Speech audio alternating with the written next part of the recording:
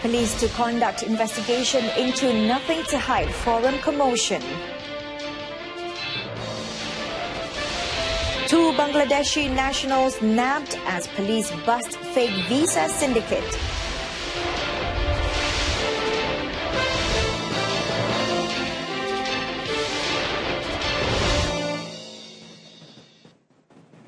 Thanks for joining us on News on 2. You're with me, Renee Fong.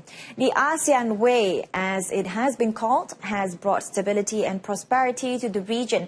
Prime Minister Datuk Sri Najib Tun Razak said many authorities are now saying that it was a far more suitable model for ASEAN members and for other developing nations than those of other regional associations. Datuk Sri Najib said ASEAN is now recognized as a primary driving force in the regional political, security and economic architecture. Through dialogues, including the ASEAN Regional Forum and the East Asia Summit, we bring together major powers to negotiate and discuss important issues of the day. It is ASEAN that is leading and driving forward the regional comprehensive economic partnership, which will bring new opportunities to nearly half the world's population, which represents 30% of global GDP.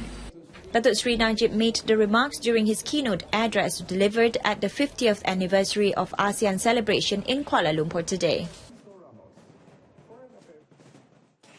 Experts and industry players must constantly keep abreast with the latest knowledge and technology in water management to ensure sustainable development of water resources.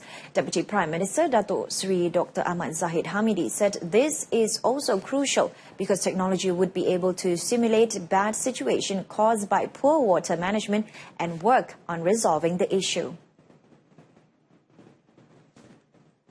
Datuk Sri Dr. Ahmad Zahid said that with the current population growth and urbanization trend, consumption patterns for water would continue to grow, causing water to be increasingly scarce. I reckon it will be a tough job for the participants. This is because water-related issues, especially shortage as a result of poor management, have been identified by industries, government, academia, and civil society as one of the top 3 global risks of highest concern. Globally, he said the demand for water would increase by 55% by 2050 and that if there was insufficient supply, it could lead to competition and struggle for water resources among states and nations in the same region or continent and between continents. Commenting on the chaos which took place at the Nothing to Hide 2.0 forum organized by Armada, the Parti Pribumi Bersatu Malaysia's PPBM Youth Wing in Shah Alam, Selangor yesterday, Datuk Sri Dr. Ahmad Zahid said PDRM will conduct an investigation and take stern action against those involved. He said that no leaders or individuals should be subjected to violent attacks despite differences in opinion. Saya amat sedih dengan apa yang berlaku ketika berlangsungnya majlis Nothing to Hide, dan tentunya sebagai sebuah negara yang mengamalkan demokrasi, peristiwa seperti itu tidak berlaku, dan pihak polis tentunya telah menjalankan tindakan mengikut SOP yang telah ditentukan, dan kita akan mengizinkan sebarang perjumpaan, pertemuan dan perhimpunan yang diizinkan di dalam Akta Perhimpunan Amat. Datuk Sri Dr. Ahmad Zahid said this after launching the 37th World Congress of International Association for Hydro Engineers and Research in Kuala Lumpur today. On claims that yesterday's incident was caused by a group within UMNO, he said that the matter will be looked into by the police. Violence erupted at the Nothing to Hide 2.0 forum yesterday as assailants set off flares and attacked some of the forum participants with chairs in what appeared to be an attempt to sabotage the event. Commenting on the same matter, Communications and Multimedia Minister Datuk Sri Dr. Saleh Said Karwa stressed that gangsterism is not a political culture that is practiced in Malaysia. He wrote this in his latest blog post commenting on a ruckus that had happened during the Nothing to Hide 2.0 program held by Parti Pribumi Bersatu Malaysia's PPBM Youth Wing in Shah Alam yesterday, which opposition claimed was orchestrated by Prime Minister Datuk Sri Najib Tun Razak. In his post, Datuk Sri Dr. Saleh rebuked the claims made by the opposition, adding that lessons must be learned from the incident where several people hurled flares, chairs and shoes during a town hall meeting with former Prime Minister Tun Dr. Mahathir Mohamad, who now heads the opposition coalition. He stated that firstly, the safety aspects must be observed when organising any program. Secondly, the program must be organised in accordance with stipulated laws. Thirdly, to follow instructions given by the security.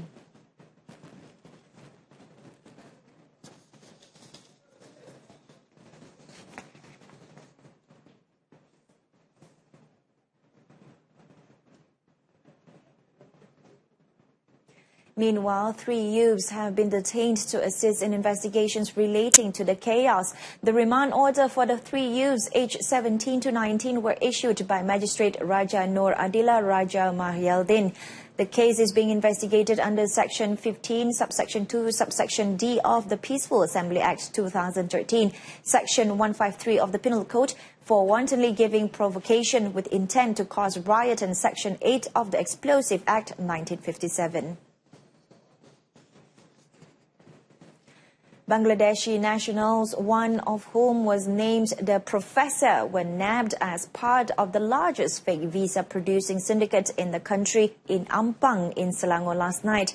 The syndicate that has been active for over the past year is believed to obtain profits between 50 to 70,000 ringgit a month. According to Immigration Director General Datuk Sri Mustafa Ali, 229 documents with Malaysian visa stickers, temporary work passes, CIDB personnel registration cards, e-cards, Bangladeshi passports, I-cards, fake embassy stamps, computers and printers were seized during the raids.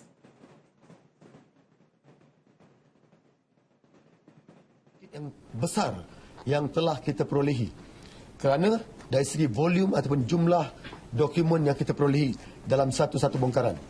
Mesin yang digunakan ini mungkin tak banyak, saya boleh kata tak banyak, tetapi dokumen yang kita perolehi, baik namanya pasport antarabangsa negara-negara mereka, dokumen-dokumen yang kita keluarkan, yang immigration keluarkan, PLKS misalnya, visa, pas, stiker-stiker dikeluarkan, ini adalah dalam jumlah yang sangat banyak.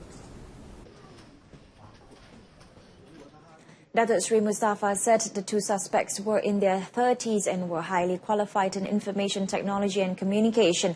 The 2 suspects have been remanded for 14 days. Public vehicle safety checks should be done on a continuous basis and not only during the festive seasons by the relevant authorities. This is in line with the Road Transport Act 1987, which makes it mandatory for each public vehicle to undergo preliminary and periodic checks at the computerized vehicle inspection centres Puspacom nationwide. Deputy Transport Minister Dato' Abdul Aziz Kaprawi said these inspections include vehicle identity verification, top inspection and the mirror light transparency rate. Other checks include smoke emission tests, side slippage, brake tests and speedometer inspection for taxis.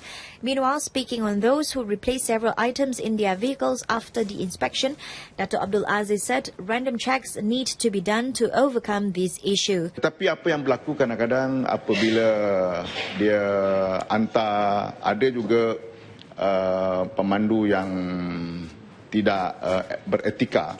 Apabila dia dah buat pemeriksaan, dia tayar cantik masa pemeriksaan. Habis selepas lulus, dia tukar balik tayar yang kurang baik untuk mungkin nak menjimatkan perbelanjaan. Minister in the Prime Minister's Department, Datuk Sri Nancy Shukri, disclosed today that the extension of the Mass Rapid Transit MRT services to Seremban, Negeri Sembilan is under review. Nonetheless, many factors need to be considered before a mode of public transport is implemented in any particular area. In her response to a question by Senator Datuk Muhammad Salim Sharif in Parliament today, Datuk Sri Nancy said among the factors to be taken into account are population density, terrain, demand for public transport and passenger movement flow. Oleh itu, sistem MRT bukanlah satu-satunya pilihan mod pengangkutan awam yang terbaik atau optimum untuk sesuatu kawasan. Ini kerana kebolehsaksanaan ataupun feasibility dengan izin, sesuatu jenis mod pengangkutan awam itu mempunyai pilihan lain seperti bas berhenti-henti atau stage bus ataupun tram dengan izin.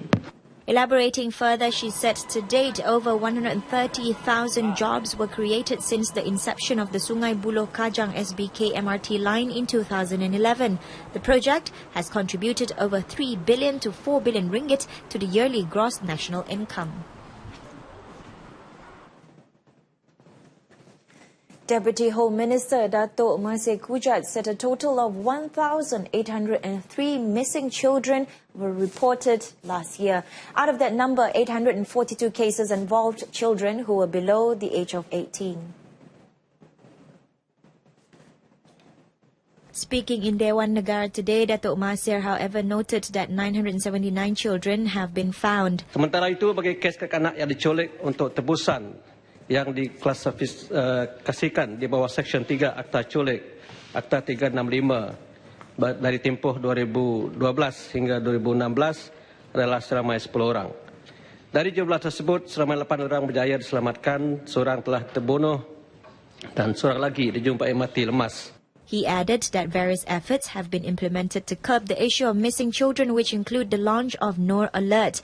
Noor Alert consists of 37 partners from various government agencies and NGOs to gather information and look for missing children, especially those under the age of 12.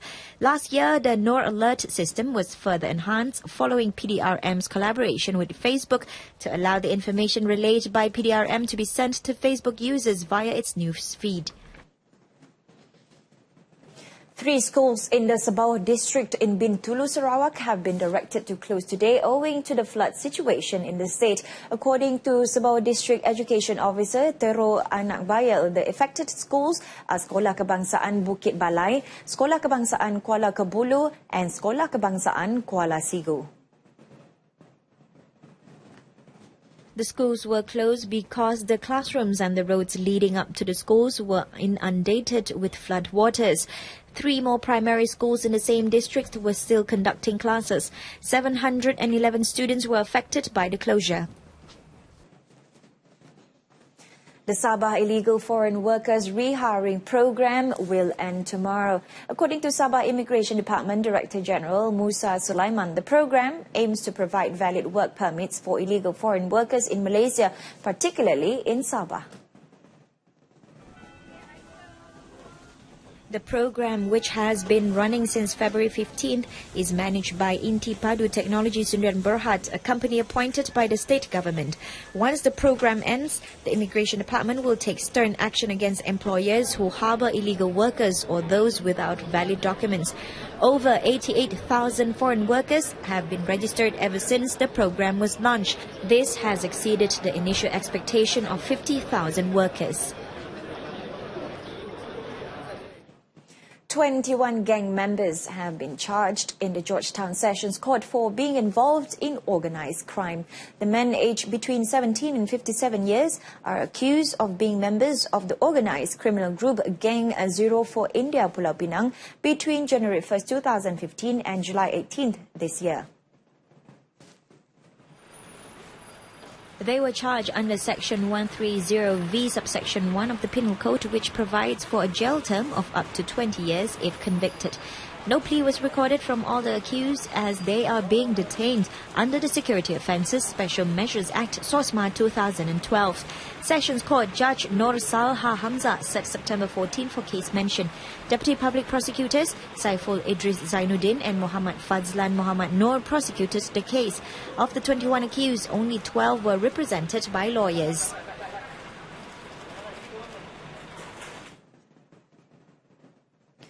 The Pulau Pinang High Court granted a review to set aside the 5-day remand order against the state's Environment Welfare and Caring Society Committee Chairman P. Boon Po and 2 senior management persons of a carbon filter factory. High Court Judge Dato Abdul Wahab Muhammad made the decision after hearing submissions from both the Malaysian Anti-Corruption Council MACC and Counsel for the Accused Ramkapal Singh. According to Dato Abdul Wahab, the remand order contravened Section 117 subsection 5 of the Criminal Procedure Code. The trio were detained after several federal enforcement agencies led by the MACC raided an allegedly illegal carbon filter factory near Kampung Sungai Lembu in Bukit Mertajam, Pulau Pinang on August 10th. On Saturday the same week, investigators obtained a 5-day remand order against them to facilitate investigations. 3 men and 2 women who were reported missing in the Ulu Yam Forest Reserve in Jalan Sungai Tua Selayang last night were found safe at 7:15 a.m. today. Spokesperson for the Selangor Fire and Rescue Department said a search and rescue were dispatched to the scene upon receiving the emergency call at 11:15 p.m. yesterday. 14 personnel from the Selayang Fire Station and 9 from the Kepong and Gombak Volunteer Fire Squad plus 5 policemen accompanied the 5 victims down the hill at 7:45 a.m. The victims, aged between 35 and 55 years, were unhurt in the mishap. The search and rescue operation, which was headed by Operations Commander Azman Mahat, ended at 8:43 a.m. University Technology Malaysia UTM has received 200 units of electric pedal-assisted bicycle under the Sikal Elektrik Rakyat Satu Malaysia SERIM program. The move indirectly supports the university's aspiration to reduce carbon emissions by 40% by the year 2020. UTM Vice-Chancellor Professor Dato' Dr. Engineer Wahid Omar noted that the SERIM program also opens up entrepreneurial opportunities by having bicycle rental and maintenance services among students. Kita kena jaga, maintain, jadi kena ada some income, minimum charge kepada student supaya dapat dijaga. Dan basikal ni kita tagging nanti. Kita tagging untuk kita trace di mana basikal tu dan boleh digunakan oleh orang lain. UTM has also implemented several other moves to reduce carbon emissions, such as increasing the average duration of car-free zone from 72 hours to 180 hours per year and organizing UTM Cycling Day. He said this during the launch of the SERIM program at UTM in Skudai, Johor. Last year, the Malaysian government had allocated 4 million ringgit for the SERIM program to provide 1,200 electric bicycles in stages to 6 public universities. The program aims to promote green technologies through green practices to young people, especially among university students. 3 shot dead at point blank during Wisconsin car racing event. This and more coming up next.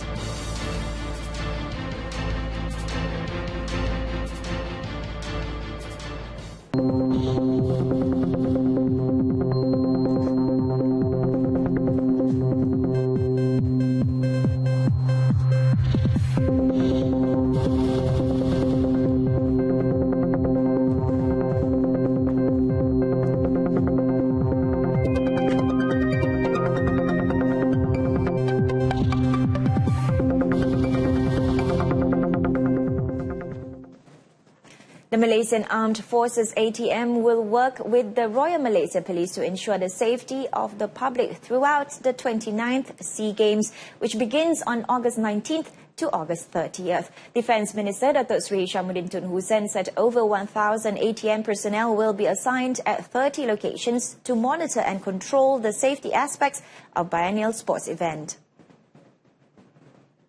Dalam konteks bekerjasama rapat dengan polis, bukan sahaja untuk melihat kepada venue-venue yang ada acara-acara sukansi.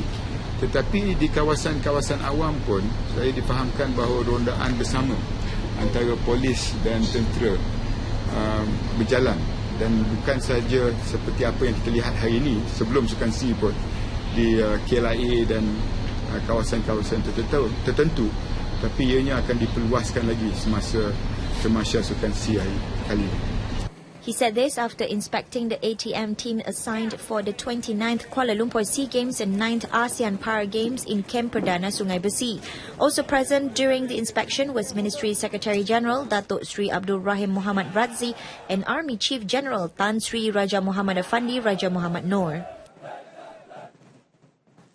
National sprinter Khairul Hafiz Jantan were doubly motivated today after he was named the brand ambassador for not only Sport Universe of Fitness and Leisure UFL, an exclusive distributor of a number of premier fitness and outdoor brands, but also for the Sunto range of sports watches. For Khairul Hafiz, his appointments as ambassadors to both popular sports brands would only encourage him to perform his best and aim for gold for the coming Kuala Lumpur SEA Games, which opens on the 19th.